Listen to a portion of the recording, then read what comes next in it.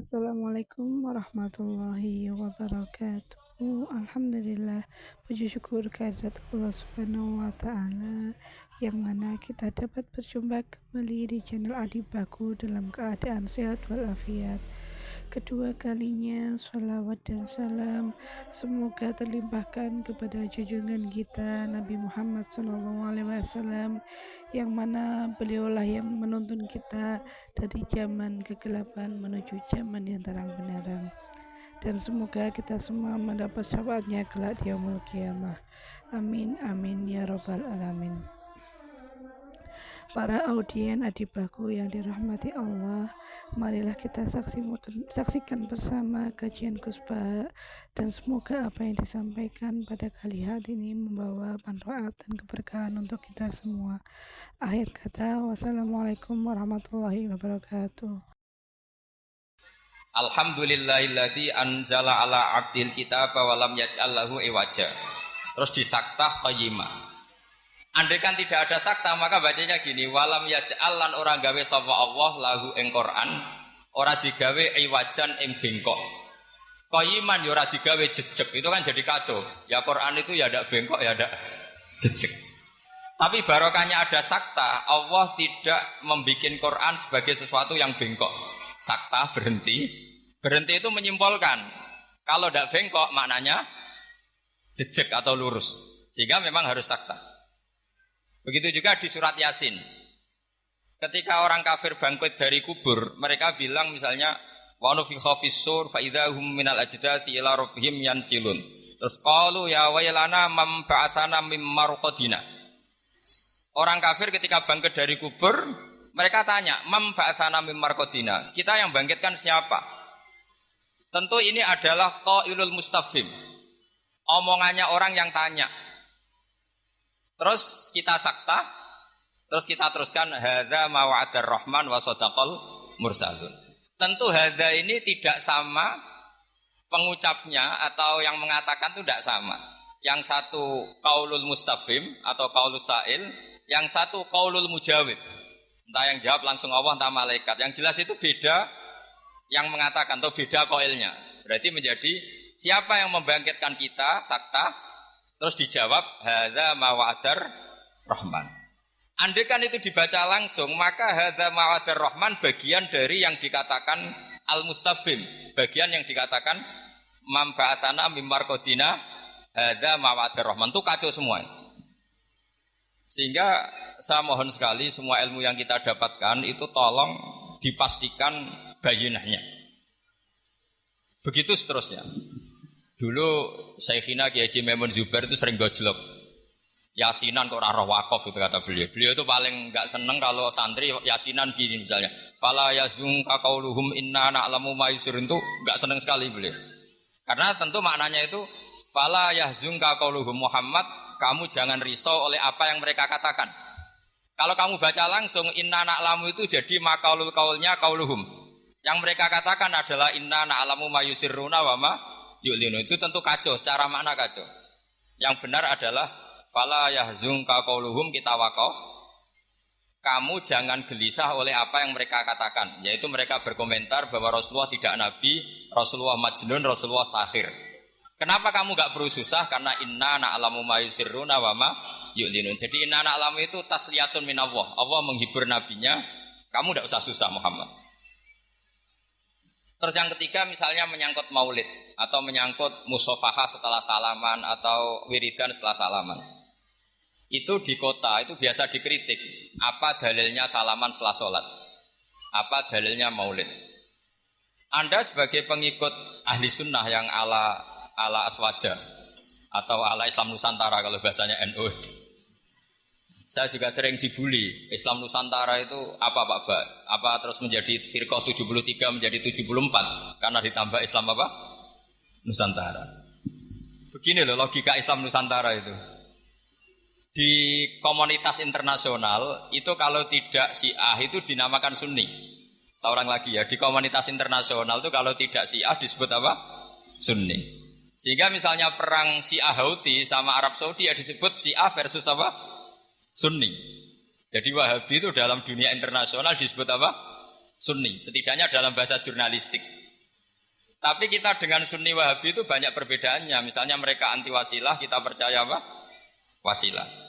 Tapi sama-sama dalam ikramus sahabah, sama-sama menghormati apa? Sahabat. Saya teruskan bayinah tadi. Sehingga orang-orang Islam kota yang sunni aswaja, itu mereka sering tanya, kalau setelah salam orang nyalakan HP boleh enggak? Ya boleh katanya.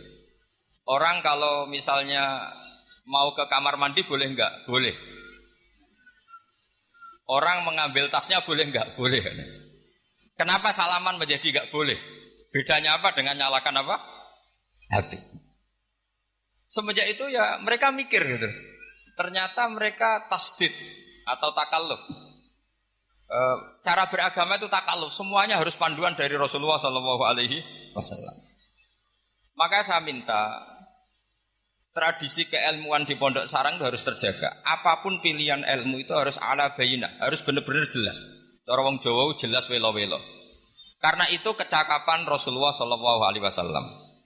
Dulu saya berkali-kali cerita, dulu orang kafir itu sangat nganggep Rasulullah itu aneh karena mengajak ke satu Tuhan. Saya berkali-kali cerita logika ini. Aja'alal alihata ilaha wahida inna hadza la syai'un ujab. Urusan kita banyak, problem kita banyak, kenapa Tuhannya satu itu tidak cukup Muhammad? Terus mereka sama Nabi didatangin, terus Nabi bikin argumen tandingan. Kalau kamu jadi pembantu lalu majikan kamu banyak, kamu suka enggak? Perintahnya beda-beda, seleranya beda-beda. Wah ya tidak suka Muhammad, nanti kita repot. Ya sudah, Tuhanmu itu majikan kamu, kalau banyak-banyak kamu yang repot. Ya sudah, Tuhan satu aja kata dia. Nah, itu namanya bayinah. Sehingga Allah mengajarkan itu secara jelas. Daraballahu mathalar rajulan fihi syuraka'u mutasyakisuna wa rajulan salamal lirrajul. Hal yastawiyani mathala alhamdulillah. Jadi zaman itu orang kafir pun langsung paham sampai bilang alhamdulillah. Allah membuat satu perbandingan, satu pembantu yang punya majikan banyak dengan satu pembantu yang punya majikan satu. Nasibnya baik mana? Tentu baik yang punya satu majikan. Akhirnya mereka paham, Tuhan kamu adalah majikan kamu, kalau banyak-banyak kamu yang repot. Ya sudah, satu saja. Nah ini yang dimaksud lam yakunil ladzina kafaru min ahlil kitab wal musyrikina munfakkina hatta ta'tiyahumul bayyinah. Ahli kitab apapun ngototnya pada keyahudian atau kenasronian itu tetap infikak, tetap akan tercerabut ketika ta'tiyahumul bayyinah, ketika datang penjelasan yang jelas, corong Jawa jelas welo-welo. Makanya saya minta anak-anak yang akademik ini harus menerima ilmu secara bayyinah. Saya masih ingat Mbah Mun itu ketika ditanya, ya jenengan damel kurikulum, moga bocah rapati iso ngaji Wahab, ngaji Mu'in. Kata Mbah Mun, sing ngaji tenanan yo ben Karangmangu. Saiki roh mondok sithik-sithik jamaah mbek ngaji mbek ora ro blas apik endi? Ya apik rondok ngaji. Ya wis berarti ya apik kurikulum kata dia. Artinya ya logikanya jelas. Makanya lama dulu itu kalau bikin logika itu sesuatu yang enggak masuk akal saja, kalau lama dulu yang ngendikan itu masuk akal. Dulu Abu Yazid itu punya murid namanya Syakik Al-Balkhi. Dia orang kaya, biasa donatur pondok. Biasa mendonasi pondoknya Abu Yazid. Setelah dia perjalanan dagang di satu Sahara gitu, di gurun pasir, ada burung yang patah sayapnya, patah kakinya. Ternyata tetap dapat rezeki, dikasih makan burung yang waras, yang normal. Singkat cerita, si murid tadi datang ke gurunya, Pak Guru, saya sekarang mau jadi orang zuhud, gak mau jadi orang kaya. Ternyata orang paling lemah pun, makhluk paling lemah pun dapat rezeki. Terus cerita kejadian tadi. Terus sama gurunya ditertawain. Kamu mau jadi orang zuhud, orang jadi orang fakir, terus dikasih orang, di rumah orang. Ya, ternyata semua makhluk yang lemah pun dapat rezeki. Kata gurunya itu, gajel gurunya itu, lima dala tak tabiru anta. Kenapa kamu tidak iktibar dengan diktoir, katanya dengan burung yang waras yang memberi? Pikiran kamu kok aneh ya? Ingin kok yang diberi. Kalau sama-sama cita-cita ya seperti burung yang memberi. Terus beliau gurunya dalil al yadul ulya khairum al yadis sufla. bahwa tangan yang di atas lebih baik tangan yang di bawah. Akhirnya murid tadi mencium gurunya terus bilang, anta ustadi, kamu benar-benar guru saya. Lah kenapa saya cerita ini? Supaya sanad ini tersambung sampai Rasulullah SAW. Misalnya guru kita Mbah Mun ikut ngurusi negara, sehingga negara ini meskipun enggak negara Islam tapi ukuran negara itu sangat Islam. Logikanya gampang. Kamu ikhlas negara ini diatur oleh orang-orang yang enggak sholat, yang narkoba, yang macam-macam. Apa lebih suka negara ini diatur oleh orang yang sholat, yang meyakini kebenaran Islam? Tentu kita milih yang meyakini kebenaran Islam. Itu bisa didapatkan kalau dipandu ulama apa kalau dilepas ulama? Kalau dipandu ulama. Sehingga dalam kitab Minhajul Abidin diceritakan ada orang sufi yang merasa dunia sudah rusak, kemudian milih uzlah. Ketika uzlah, beliau mengalami satu kasuf ada hadis bilang, taraktum ummata Muhammadin fi aidil mubtadi'ah. Kamu enak-enakan uzlah di sini, tapi membiarkan umat dipimpin orang lain yang menyesatkan. Jadi mungkin kalau kita kumpul orang itu dosa, wong ngrasani, bedelok wong wedok macam-macam. Tapi ketika meninggalkan umat ini berarti kamu biarkan dipimpin orang lain, dan orang lain ini bisa tidak ahli sunnah, bisa orang yang sangat menyesatkan. Berarti uzlah juga punya sisi dosa.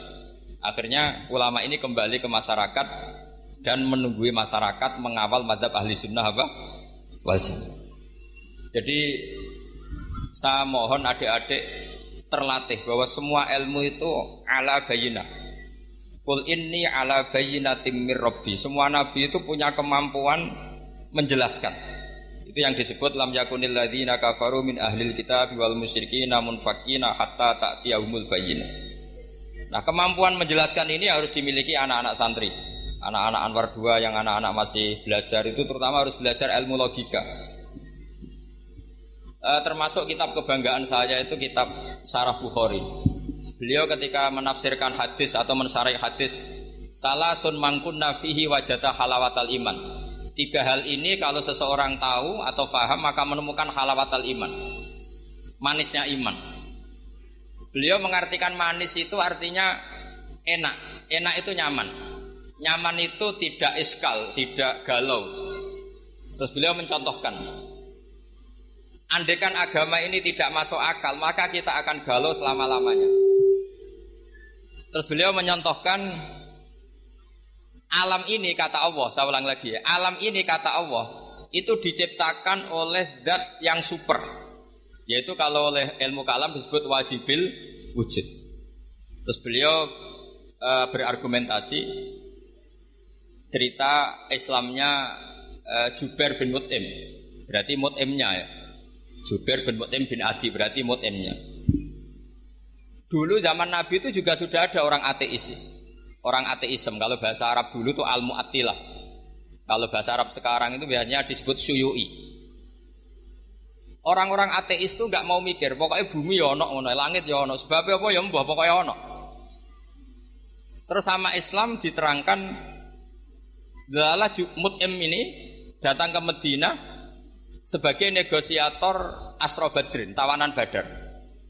Delala Rasulullah pas baca surat Wattur wa kitabim mastur fi raqim mansur. Di antara itu ada ayat am khuliqu min ghairi syai'in am humul khaliqun. Masa alam raya ini langit bumi yang maujudat. Jadi bumi ini berstatus maujudah. Kemudian maujudah ini diciptakan oleh adamiyah. Jadi kalau kamu berfaham ateis, artinya hadhil maujudat khalaqahal adam. Ini semua yang maujud diciptakan oleh sesuatu yang tidak wujud. Kata Ibnu Hajar al-Asqalani, andaikan Islam datang seperti itu, kamu tidak bisa tidur. Akal kamu tersiksa.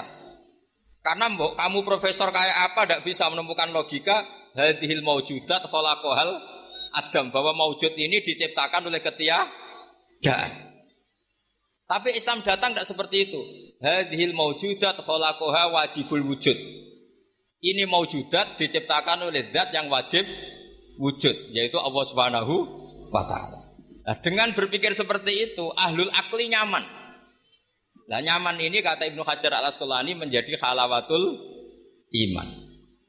Jadi halawatul iman itu dimulai dari bayina. satu kejelasan yang sangat argumentatif yang kita insya Allah lanal itu yaminan walasimalan sudah ada kemana-mana lagi. Nah ini yang dimaksud Allah Subhanahu Wa Taala yuthabbitu walladzina amanu bil qaulits tsabiti fil hayatid dunya wa fil akhirah. Jadi logika ini mapan sehingga kita misalnya jadi TKI sekalipun di negara Korea, di negara Uni Soviet tetap bawa tauhid. Karena logika tauhid, logika sing sibghatullah wa man ahsanu minallahi sibghah. Logika yang dibangun oleh guru-guru kita. Zaman anak-anak sekolah di musola, zaman TPQ, TPA semuanya dibangun.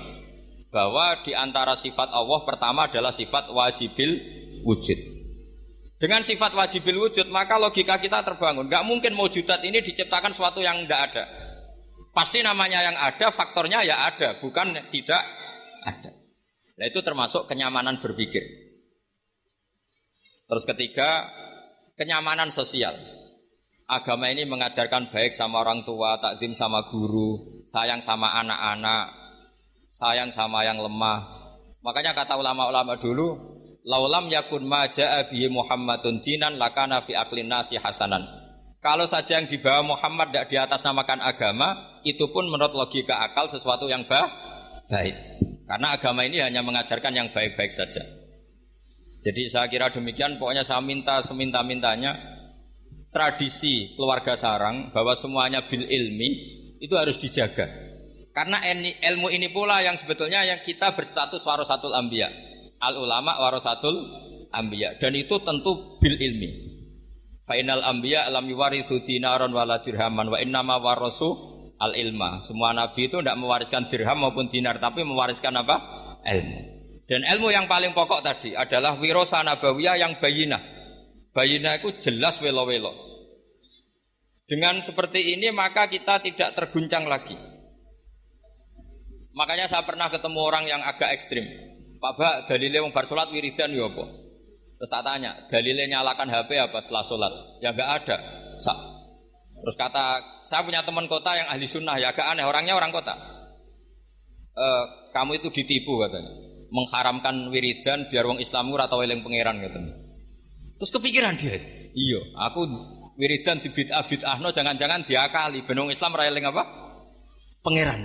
Kepikiran, kemarin cerita ke saya, sudah Pak, saya ikut aswaja saja kata. Jadi logika-logika perdebatan itu meskipun ya kadang agak arogan itu, tapi itu bagus. Karena memang ya seperti itu sejarahnya para nabi seperti itu. Jadi nabi itu punya kemampuan, saya ulang lagi, nabi itu punya kemampuan, punya fatona untuk bikin logika. Dan logika ini enggak terbantahkan. Makanya sifat nabi itu harus bersifat apa? Fatona, harus bersifat kecerdasan. Nah ini yang saya agak risau karena kefatonaan ini mulai terkikis. Anak-anak belajar mantek itu males. Yang bisa digo ngakali, jadi tidak untuk hujah ilmiah tapi untuk ngakali. Padahal dengan mantek itu nyaman, saya ulang lagi nyaman. Sebab itu ulama-ulama dulu, kayak Imam Ghazali itu, dulu mati-matian belajar mantek.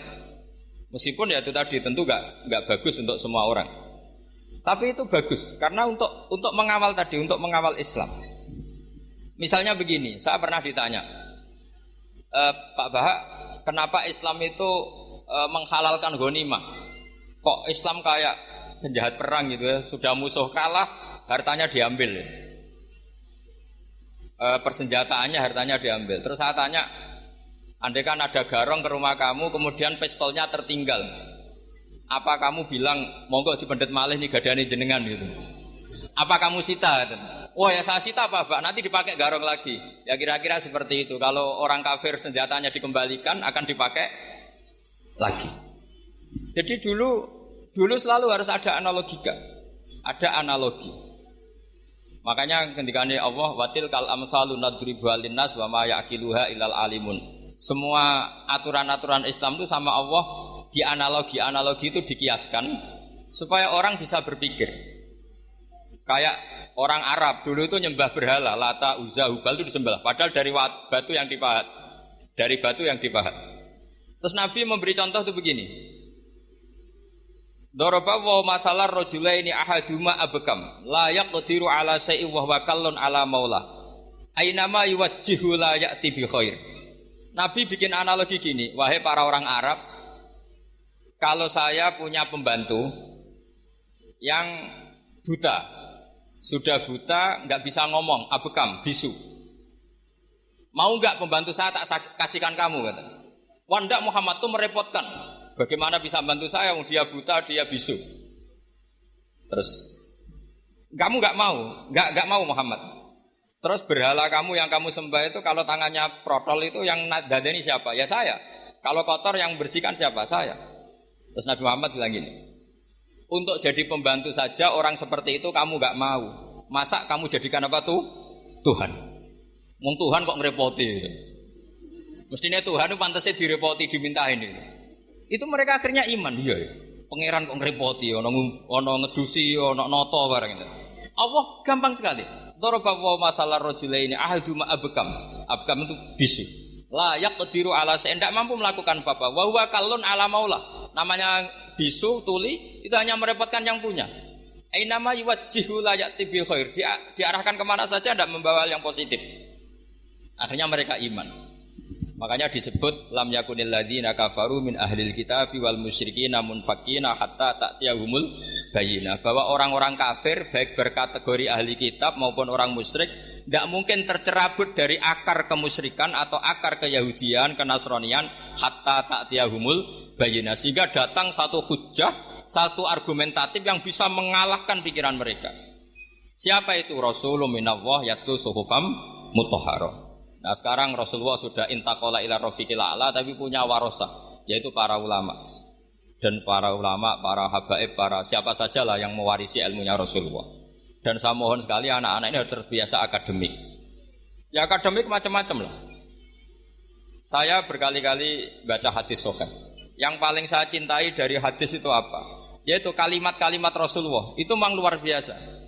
Misalnya beliau ngendikan orang mukmin itu baik semua. Ajaban li amril mukmin. Terus beliau ngendikan itu ajaban li amril mukmin, inna amrahu kullahu khairun. In asobathu sarra sakara fakana khairan lah. Wa in asobathu darra sabara fakana khairan lah. Terus beliau ketika ngendikan kematian, kehidupan itu optimis sekali dan dengan pandangan positif. Kata Rasulullah, anggap saja kalau kamu hidup itu ziyadatan li fi kulli khairin, potensi mendapat kebaikan. Kalau kamu mati, ya syukuri, anggap saja pengakhiran dari semua keburukan. Sehingga adat-adat kiai-kiai dulu itu kalau ada bajingan mati, orang oplosan kok mati, ya tetap bilang, saya nggih Pak niki saya. Meskipun hadirin enggak siap bilang saya. Nggih saya Pak nggih. Karena mautu hadzal fasik khairun lah.